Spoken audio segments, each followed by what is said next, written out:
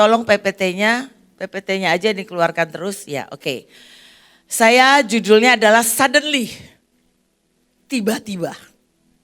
Ya, tiba-tiba ada sesuatu, tiba-tiba. Ya, oke.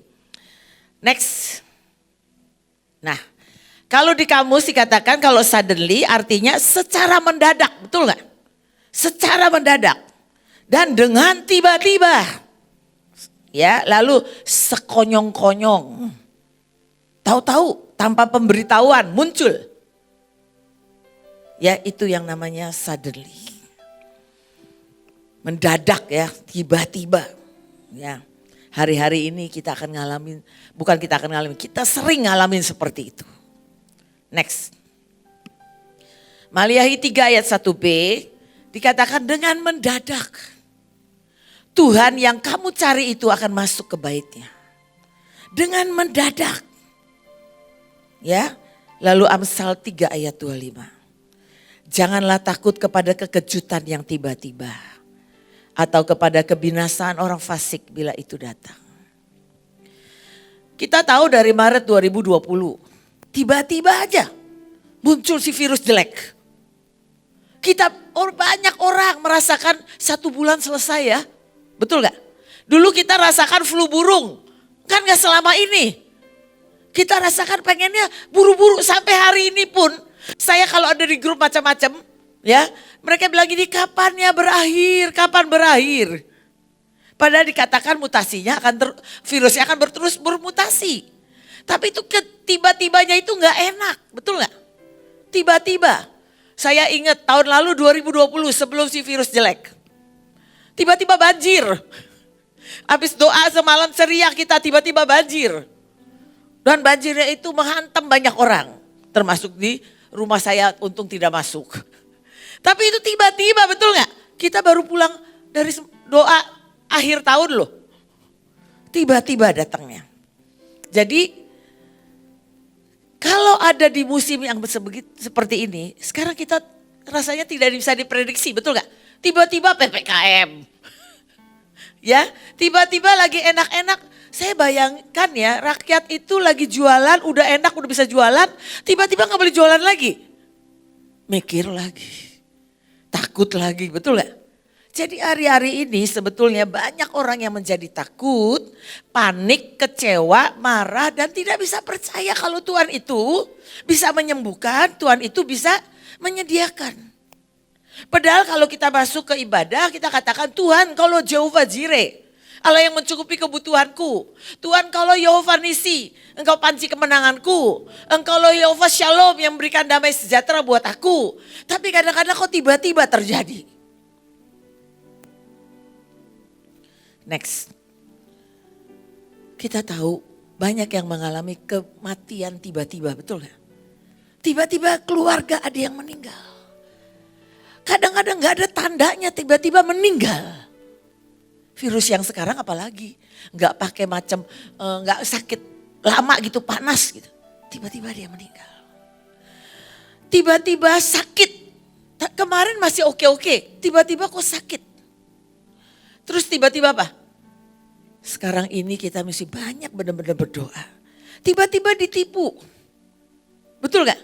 Kemarin orang yang bersih-bersih rumah saya bilang begini, di kampungnya dia itu sudah 4 sepeda hilang. Dan 4 tabung gas hilang. Katanya di sekitar dia kan banyak yang jualan tuh, jualan gorengan apa, jualan apa. Taruh tabung kan biasanya di luar rumah, betul gak? Tiba-tiba hilang. Itu benar-benar kayak hari-hari ini kok bisa banyak tiba-tiba. Ya, masalah. Ya iyalah kehilangan, masalah datang. Ya, siapa yang ngalamin? Tiba-tiba ngalamin banyak hal, tiba-tiba terjadi. Tapi ada juga yang bagus, tiba-tiba pemenang datang ke Mahanaim, betul gak? Tiba-tiba ngelihat kebaktian yang berbeda, betul gak? Siapa yang masih gini, awal-awal bingung ini kebaktian apa ya? Betul gak? Pasti bingung, aduh ini apaan sih? Tiba-tiba juga kan? Tiba-tiba ada orang tiba-tiba, wah tiba-tiba gerejanya tutup lagi. Gak bisa ibadah, tiba-tiba. Ya banyak banget yang terjadi tiba-tiba. Tapi yang kita mau adalah sentuhan Tuhan yang tiba-tiba. Itu akan memberikan terobosan kalau kita memiliki sikap respon yang benar dan tepat seperti yang Tuhan mau. Tiba-tiba, suddenly, nanti kita nyanyi ya, suddenly a touch from heaven. Itu kalau tiba-tiba disentuh ya, kita jadi manusia lain loh. Betul gak? Saul tiba-tiba disentuh jadi manusia lain. Tiba-tiba saya bisa berbuat. Tiba-tiba saya lihat penglihatan. Kemarin ada yang ikut saya isi cawan di mempelai. Dia datang gini, tiba-tiba saya gak pernah lihat penglihatan. Saya minta penglihatan. Tiba-tiba dia bilang gini, saya lihatnya itu Miss Nancy lagi nyembah. Tapi kenapa penglihatan dia saya lagi menari. Lah iya emang begitu, Tuhan mau kasih tahu kalau dia kadang-kadang menari. Tapi itu benar ya, tiba-tiba saya dapat. Nah itu tiba-tiba, itu kan kalau itu enak ya. Tapi kalau kita ngadepin tiba-tiba yang gak enak, itu yang kita harus hadapin. Ya, next. Nah anak Tuhan, pasukan terdahsyat Tuhan. Kan banyak tiba-tiba yang terjadi. Tapi justru di masa seperti ini, kita harus lebih memperkuat kepercayaan kita kepada Tuhan seperti Daud. Jangan lari kabur atau putus asa. Tapi mari, walaupun tiba-tiba, yuk kita belajar hari ini ada 5 sikap atau respon dalam menghadapi keadaan tiba-tiba ini sebagai pasukan terdahsyat. Next. Yang pertama, tadi Catherine udah mulai dengan yuk kita dengar suara Tuhan. Kita harus bisa dengar suara Tuhan. Domba-dombanya harusnya bisa dengar suara Tuhan. Saya ingat pertama kali saya mendengar suara Tuhan. Disuruh bangun pagi. Bangun jam 4. Jam 5 paling lambat. Baca firman setiap hari. Itu yang namanya papanya Bu Iin. Dia selalu khotbah bilang begini. Kalau engkau bangun pagi hari. Engkau baca firman setiap hari. Tidak ngalamin apa-apa. Jangan jadi orang Kristen. Saya nekat. Saya bangun tiap pagi, saya nyembah, baca firman setiap hari, ngerti gak ngerti saya baca. Tiba-tiba saya dengar suara dia mulai.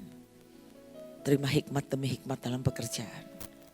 Tiba-tiba aja kalau hikmat itu datang, itu gak pakai dianalisa. Tiba-tiba aja muncul. Oh mesti begini. Dan saya ngerti, kalau kita terus melekat dan tanya Tuhan, nanti kita latihan. Dan kita maksudnya kita akan latihan terus dan kita tahu, oh ini suara Tuhan, ini suara yang lain. Ya. Matius 3 ayat 17. Ya. Kalau dari New King James dikatakan and suddenly a voice came from heaven. Ya, saya mau tulisin adalah bahwa di King James itu ada suddenly-nya. Tapi kalau di terjemahan baru cuma dan suatu suara dari langit mengatakan, inilah anakku yang kukasihi dan aku sangat berkenan akan dia. Tapi gak ada suddenly-nya. Kalau New King James bilang ada suddenly. Jadi yang pertama adalah seperti tadi saya confirm lagi, baca dan renungkan firman setiap saat seperti Joshua. Saya rasa Joshua tiba-tiba loh Musa meninggal. Dia mendadak gini, tiba-tiba aku mesti ambil sebuah tanggung jawab. Tiba-tiba. Tapi Joshua 1 ayat 8 mengatakan, janganlah engkau lupa memperkatakan kitab Taurat ini. Tetapi renungkanlah itu siang dan malam. Supaya engkau bertindak hati-hati sesuai dengan segala yang tertulis di dalamnya. Sebab dengan demikian perjalananmu akan berhasil dan engkau akan beruntung. Baca firman pasti berhasil dan beruntung. Saya dan semua yang sudah lama di Mahanaim pasti ngalamin. Baca firman itu tuh gak pernah rugi. Baca firman, renungkan firman itu benar-benar kita dibuat berhasil. Tiba-tiba dulu ya saya masih konsultan di bank lain. Kadang-kadang saya itu ngadepin orang-orang yang garis lembut. Orang-orang kayaknya kalau udah garis lembut dia nangkepnya di raw, gak enak. Mau cari gara-gara deh. Tiba-tiba yang saya ingat adalah firman. Saya bilang gini, saya mesti jawab apa Tuhan? Tiba-tiba yang diingat adalah firman. Saya jawab sesuai firman. Saya gak usah bilang, firman berkata, gak usah. Tapi ngerti dari firman itu, saya harus jawab apa. Jadi yang pertama, suddenly boleh jadi. Tapi dengar-dengaran dengan Tuhan. Next.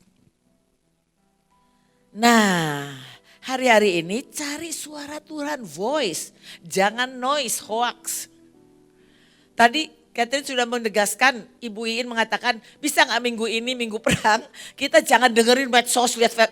Ini sekarang kita baca di Facebook ya, baca di Twitter, baca di mana-mana yang medsos, itu gak tahu yang benar yang mana, betul gak?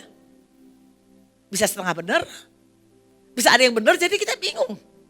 Lebih baik kalau itu dengar itu kita jadi gelisah, mari dengarkan suara Tuhan.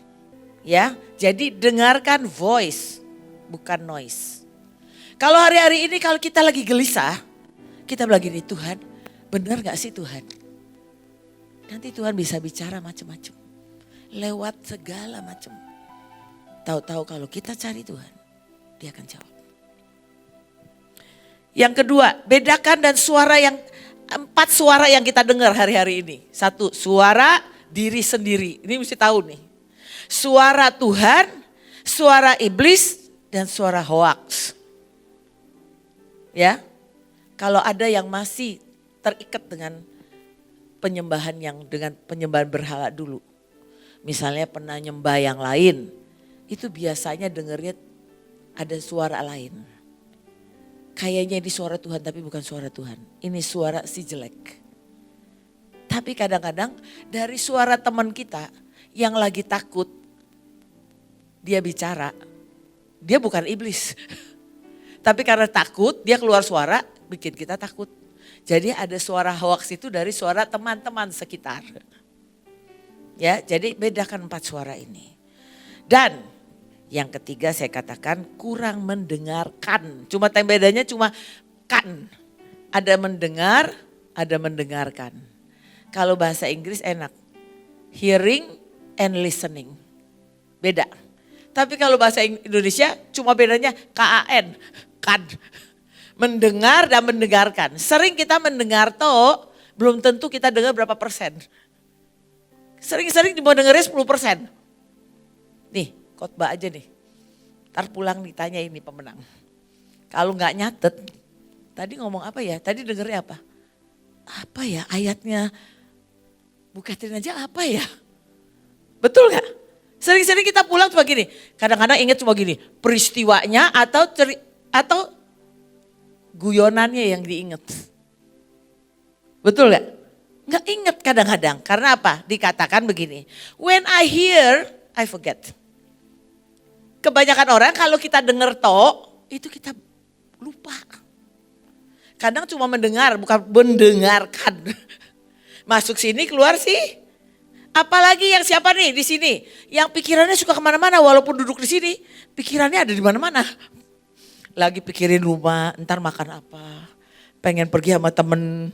Aduh ntar saya mau jawab japri. Ntar apa. Jadi waktu dengar suara cuma lewat. Betul gak? Saya percaya di antara semuanya ini lagi gak semuanya mendengarkan. Apalagi sambil lihat handphone. Datang ke sini cuma karena rutinitas dan disuruh. Daripada gak kemana-mana. Di sini ada STT gak? Ada juga daripada gak kemana-mana kita duduk sini lah dengerin Coach Irin. Ya bisa aja mendengar tuh cuma lewat sini ke sini. Oke, jadi ingat. Banyak hal, banyak kepercayaan, kesempatan yang Tuhan berikan. Kita lewatin karena apa? Kurang mendengarkan. Kurang listening, hanya hearing. Ya. Selanjutnya adalah Lukas 18 ayat 8 mengatakan, aku berkata kepadamu, ia akan segera membenarkan mereka. Akan tetapi jika anak manusia itu datang, ada iakah ia mendapati iman di bumi? Setelah kita dengar-dengaran, firman mengatakan, iman timbul karena pendengaran akan firman Tuhan. Semakin kita banyak baca firman, iman kita makin timbul. Kita ragu, kita baca firman, mulai muncul tuh. Tuhan bisa pakai cara apapun untuk bicara dengan kita. Hai jiwaku, tenanglah. Kita butuh itu hari-hari ini. Dan sampai nanti Tuhan datang, jangan sampai kita tidak didapati iman. Tetap percaya gak dengan semua banyak hal yang terjadi. tetap percaya gak Tuhan kita pasti menang? Kita bolak-balik bilang, biasanya jagoan menangnya terakhir. Sekarang kelihatannya Tuhannya kok gak lakukan sesuatu. Percaya, pasti menang. Setiap kita doa bilang gini, Tuhan aku percaya Engkau pasti menang dan aku menang bersama Engkau. Pasti menang. Tapi jangan gini, aduh bahaya ya, makin bahaya. Ya pikirannya makin khawatir. Ya. Jadi ingat, dengarkan voice bukan noise. Minggu ini kalau bisa puasa medsos. Jangan liatin itu terus. Baca firman banyak-banyak. Dan perang. Keluarkan deklarasi tentara. Perang ya, deklarasi penetapan. Karena itu yang dimau Tuhan. Oke, next. Yang kedua. Tetap alert, tetap waspada. Matius 8 ayat 24. Tiba-tiba datanglah badai yang hebat sekali. Dan ombak menjadi lebih tinggi daripada perahu itu. Tetapi Yesus sedang tidur. Kita tahu ceritanya. Murid-murid ketakutan. Tuhannya ada di perahu tapi tidur. Tuhan gini, alah cuma ombak begitu. Tapi semua murid-muridnya sudah ketakutan. Badai gak pernah kan umumin dulu. Datang, saya mau datang. Kadang-kadang badai udah dikasih tahu malah gak datang. Ya. Tiba-tiba aja datang badai. Yang tadi saya katakan, tiba-tiba. Tanggul jebol dan kita banjirlah Jakarta dan Bekasi. Ya, itu tiba-tiba. Nah, jangan panik dikatakan ya di Roma 13 ayat 11. Jangan panik, bangun dan pakai selengkap senjata Allah.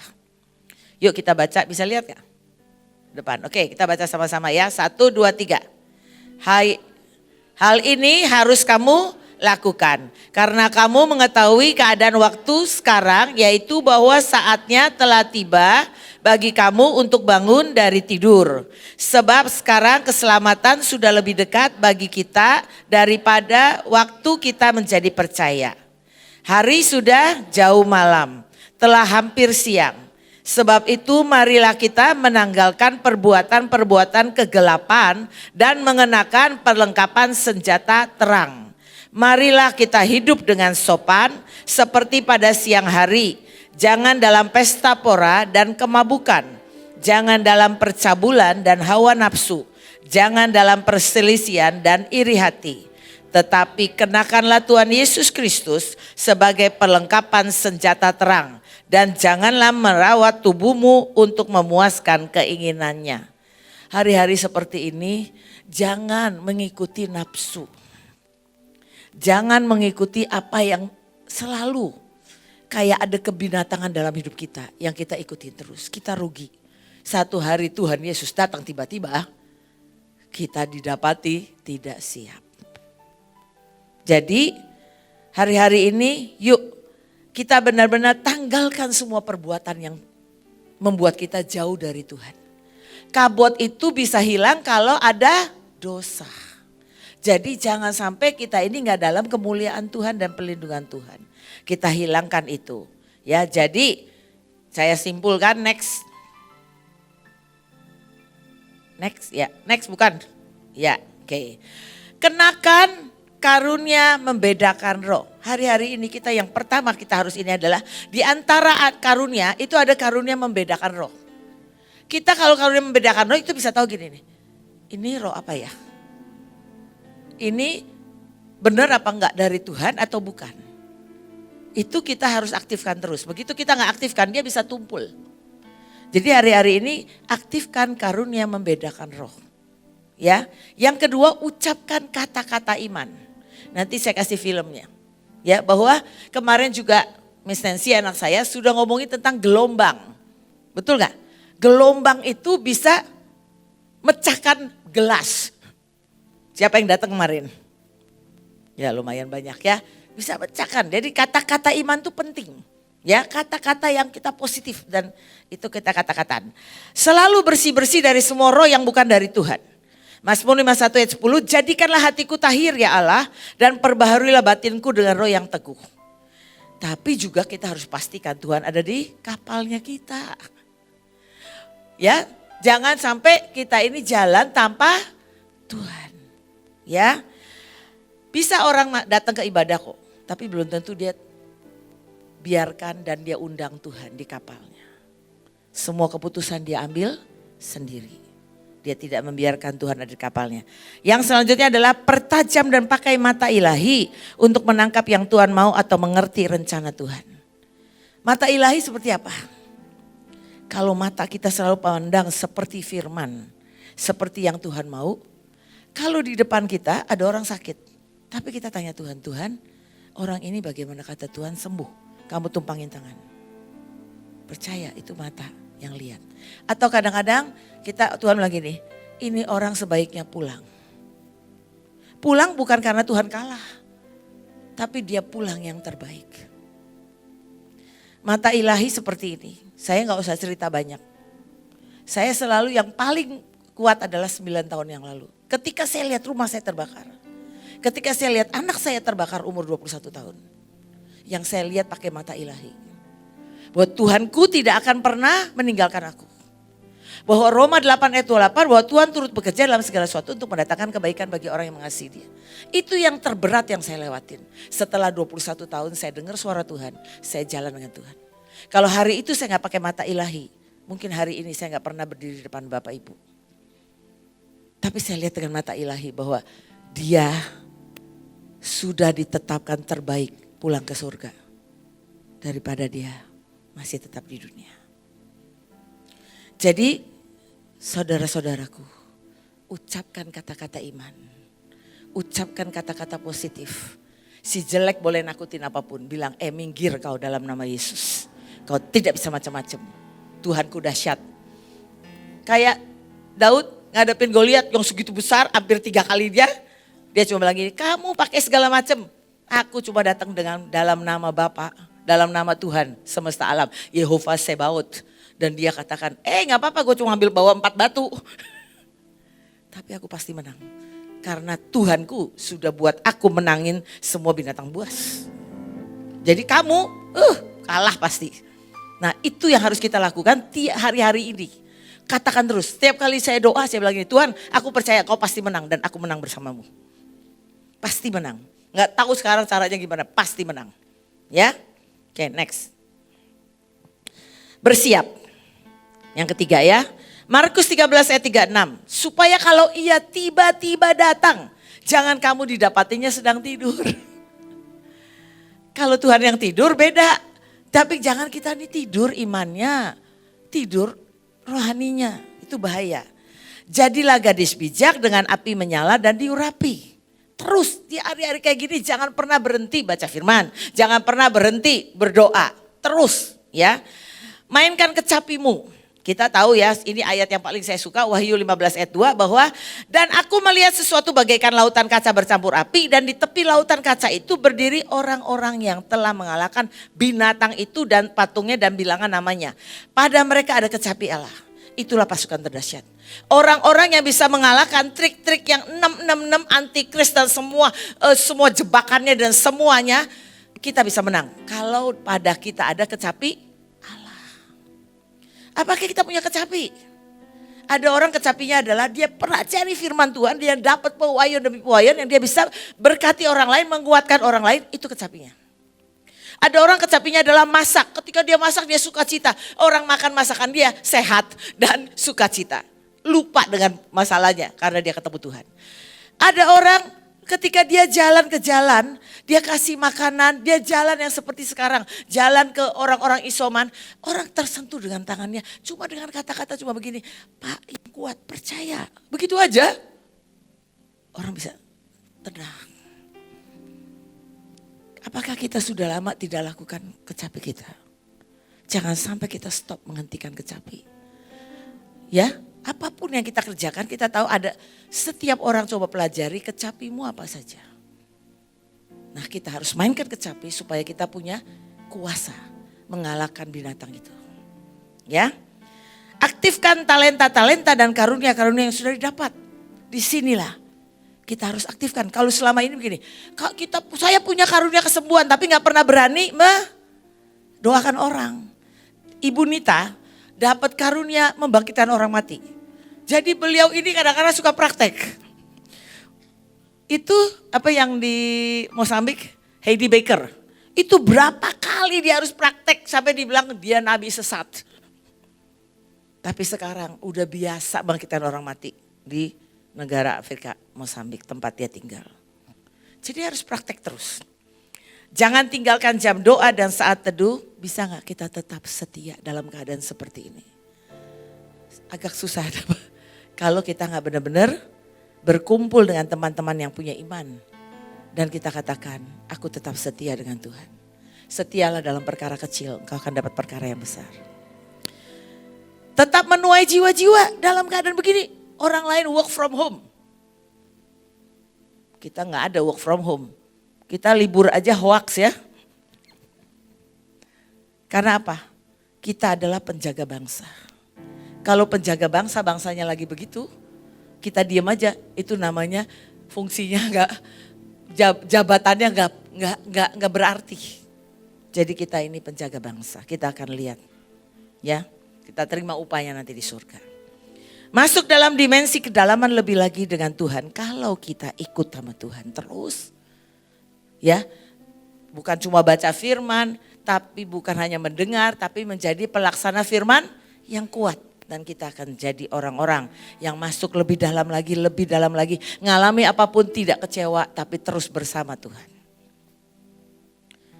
Next, yang keempat, tetap berharap. Kisah Para Rasul 2 ayat 2. Tiba-tiba turunlah dari langit suatu bunyi seperti tiupan angin keras yang memenuhi seluruh rumah di mana mereka duduk. Tiba-tiba loh, kita tahu kan Kisah Rasul 2 itu, kita mengharapkan gak itu selalu? Tiba-tiba ada sentuhan Tuhan. Saya berharap satu hari di sini aja nih, tiba-tiba semua akan lihat, semua lihat ke surga. Tiba-tiba semuanya yang sakit sembuh. Tiba-tiba bukan itu aja. Dari sini kita nyembah, di luar di jalan semua orang dijamah. Tiba-tiba di jalan semua orang cari Tuhan dan nangis. Tiba-tiba habis dari sini kita keluar semua orang cari Tuhan, bilang tolong jelasin aku tentang Tuhan Yesus. Karena itu yang saya pernah lihat. Tiba-tiba datang, tiba-tiba datang. Jadi jangan pernah menjadi letih dan tidak percaya. Roma 8 ayat 28 tadi saya sudah katakan. Kunci yang lain adalah ucapkan syukur. Bersyukur aja. Di Filipi 4 ayat 6 mengatakan janganlah hendaknya kamu khawatir tentang apapun juga. Tetapi nyatakanlah dalam segala hal keinginanmu kepada Allah dalam doa dan permohonan dengan ucapan syukur. Bapak Ibu mungkin sebagian dari pemenang belum tahu. Waktu 9 tahun yang lalu rumah saya terbakar. Saya lihat rumah saya terbakar. Rumah hitam semua, dari plafon semua hancur. Karena lagi 2 bulan sebelumnya ada rayap. Saya itu datang lihat. Saya cuma begini, Tuhan, aku percaya Engkau tidak pernah meninggalkan aku. Saya malah berani begini, iblis dengar. Engkau tidak bisa menghentikan langkahku. Engkau tidak bisa menghentikan lariku. Aku akan tetap finish strong. Karena waktu itu baru selesai ada lagu finish strong. Dan saya tahu banget kalau kita bergaul dengan Tuhan. Di balik kepala saya tahu. Iblis sedang ingin mengecewakan aku. Setelah 21 tahun saya dewasa. Sebesar anak saya lah yang terbakar ini. Saya ikut Tuhan. Ikut Tuhan secara berjalan, walk with him daily. Tiap hari dengar suaranya. Tapi hari itu saya gak dengar. Tapi saya gak jadi kecewa. Saya bilang, iblis, aku tahu itu kerjaanmu. Tapi jangan pernah, engkau tidak pernah bisa menghentikan langkahku. Ucapan kata itu untuk membuat pikiran saya dan hati saya sinkron. Tahu sinkron? Jadi sama, hati saya jadi tenang. Ucapkan syukur, terima kasih Tuhan. Aku percaya nextnya apa? Aku mesti ngapain? Tiba-tiba Tuhan kasih lihat saya penglihatan. Dia sudah bersama Tuhan di sebuah taman. Dan Tuhan lihat matanya ke saya. Dia cuma bilang, mempelaiku, biarkan aku didik dia di sini. Itu pengalaman yang saya gak pernah lupakan. Dan itu tiba-tiba, bayangin 21 tahun saya gak pernah bayangin rumah saya terbakar, 97% barang saya habis. Dan saya gak pernah bayangkan anak saya 21 tahun, anak laki. Harus terbakar dari ujung rambut sampai ujung kaki hitam. Saya cuma tahu saya akan ketemu dia di surga. Saya cuma berani pegang kepalanya. Dan kepala itu masih berdarah. Tapi saya tahu Tuhan izinkan terjadi karena dia tahu saya bisa hadapin bersama Tuhan. Tapi yang saya lihat sekarang, saya gak jadi kere. Rumah saya diganti. Semua yang saya butuhkan diganti. Bahkan lebih. Itulah Tuhan kita.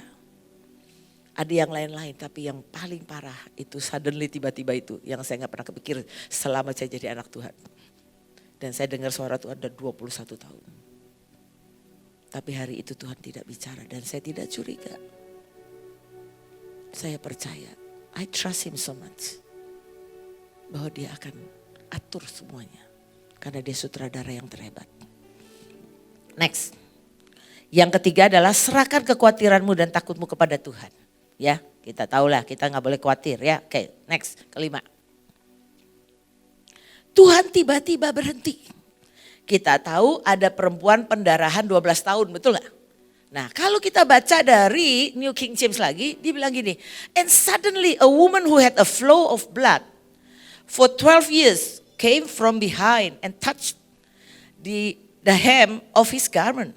Saya mau katakan lagi bahwa dia bilangin tiba-tiba. Karena kalau di bahasa Indonesianya dikatakan pada waktu itu seorang perempuan yang sudah 12 tahun lamanya menderita pendarahan maju mendekati Yesus dari belakang. Dan menjamah jubahnya. Karena katanya dalam hatinya asalku jamah saja jubahnya. Aku akan sembuh. Tetapi Yesus berpaling sebetulnya. Saya tulis di situ tiba-tiba berpaling dan memandang dia. Kan dia lagi jalan betul gak? Kalau dia berpaling kan pasti dia tiba-tiba stop. Balik, ada apa? Dia tahu ada kuasa yang keluar dari dalam hidup. Dan dia memandang dia serta berkata, teguhkanlah hatimu hai anakku, imanmu telah menyelamatkan engkau. Maka sejak saat itu sembuhlah perempuan itu. Kalau kita bisa jadi kayak perempuan itu, imannya tuh benar-benar, dia tuh tahu perempuan pendarahan dulu sangat terkucil. Gak boleh deket-deket apalagi gini, datang tolong didoakan. Gak berani dia.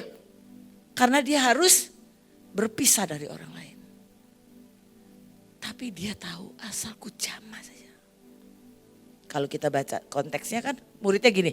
Lah yang jamah engkau banyak Tuhan. Mana yang jamah? Kok bisa kau bilang ada yang jamah? Karena ada satu orang punya iman yang desperate. Punya iman yang sungguh-sungguh bilang gini, asalku jamah aja, gak perlu ditumpangin tangan. Aku juga gak nuntut untuk didoakan apapun. Asalku jamah saja jubahnya. Jubahnya, aku akan sembuh. Itu membanggakan, itu mencengangkan Tuhan. Luar biasa. Kalau selama ini kita berdiri terus kita bilang, kita gak bilang gini, Tuhan kenapa belum terjadi apa-apa masih begini. Ingat. Kalau kita benar-benar bilang gini, Tuhan aku percaya. Aku pegang jubah. Aku sembuh dan bangsaku sembuh. Aku sembuh dan bangsaku akan mengalami sebuah lawatan terbesar.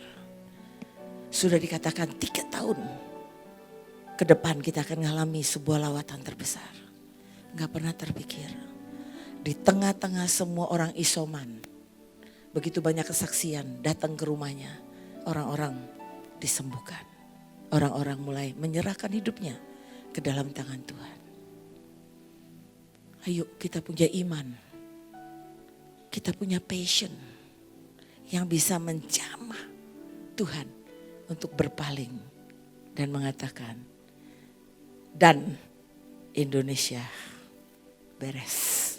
Tiba-tiba kita lihat wah ekonomi naik. Semua hijau, sembuh.